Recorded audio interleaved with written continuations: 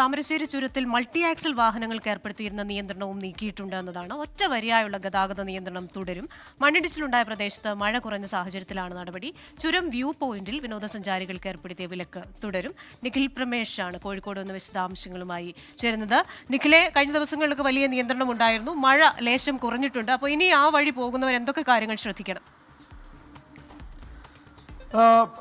SKN Christina, Anuja, ഈ ചുരം വഴി കടന്നു പോകുന്ന യാത്രക്കാരെ സംബന്ധിച്ചിടത്തോളം ഇപ്പോഴും ആ പ്രതിസന്ധി ഇങ്ങനെ തുടരുന്നുണ്ട്. അതായത് ഏതെങ്കിലും ഘട്ടത്തിൽ ഒരു വരിയായി ആണ് ഇപ്പോൾ കടത്തിവിടുന്നത്. ഏതെങ്കിലും ഒരു ഘട്ടത്തിൽ മഴ പെയ്യുകയാണെങ്കിൽ ഒരു പക്ഷേ അവർക്ക് നിയന്ത്രണം ഏർപ്പെടുത്തിയേക്കുമെന്നുള്ള ആശങ്കകളൊക്കെ ഉണ്ട്. ഏതായാലും നിലവിലത്തെ സാഹചര്യത്തിൽ മഴ പാടെ വിട്ടു നിൽക്കുകയാണ്, നല്ല വെയിലാണ്.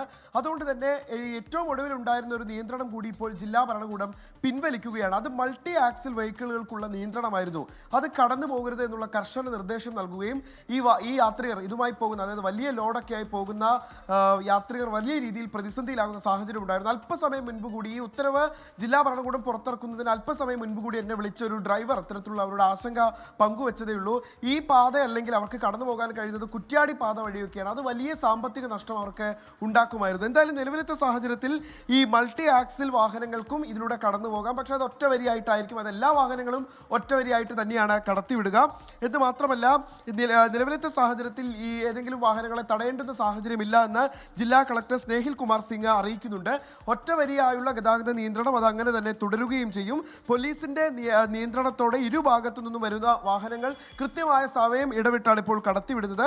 എന്നാൽ മഴ ശക്തമാകുന്ന സാഹചര്യം ഉണ്ടാവുകയാണെങ്കിൽ നേരിയ നിയന്ത്രണങ്ങളിലേക്ക് പോകേണ്ടുന്ന സാഹചര്യം ഉണ്ടാകുമെന്ന് കൂടി ജില്ലാ ഭരണകൂടം വിശദീകരിക്കുന്നുണ്ട്. അതോടൊപ്പം തന്നെ ഈ ചുരം വ്യൂ പോയിന്റിൽ വിനോദസഞ്ചാരികൾക്ക് ഏർപ്പെടുത്തിയിട്ടുള്ള വിലക്ക് അത് തുടരുക തന്നെ ചെയ്യുമെന്നും അറിയിക്കുന്നുണ്ട്. സാധാരണഗതിയിൽ ആ വ്യൂ പോയിന്റിൽ വാഹനങ്ങൾ ഇങ്ങനെ വരിവരിയായി നിർത്തിയിട്ട് ദീർഘദൂരം അവിടെ ഒരു ഗതാഗത കുരുക്കൊക്കെ ഉണ്ടാക്കുന്ന സാഹചര്യം ഉണ്ടാകുന്നുണ്ട്. അത് തുടരുമെന്നാണ് ഇപ്പോൾ ജില്ലാ ഭരണകൂടം അറിയിക്കുന്നത്.